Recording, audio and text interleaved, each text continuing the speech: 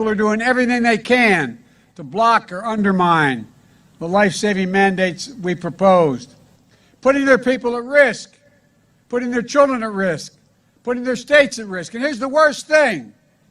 For these Republican governors, it isn't about public health, about the health of the people. It's about politics. Look, folks, just look at the hypocrisy.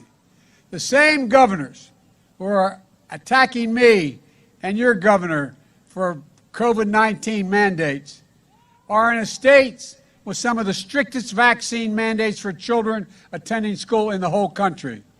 Talk about inconsistency. In Mississippi, children are required to be vaccinated against measles, mumps, rubella, chickenpox, hepatitis B, polio, tetanus, and more. It's a state requirement.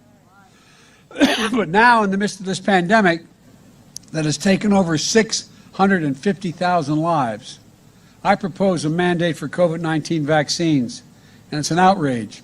It's an infringement on freedom. Look, folks, we don't need politics in this battle against COVID. We need science. We need courage. We need leadership. We need Gavin Newsom.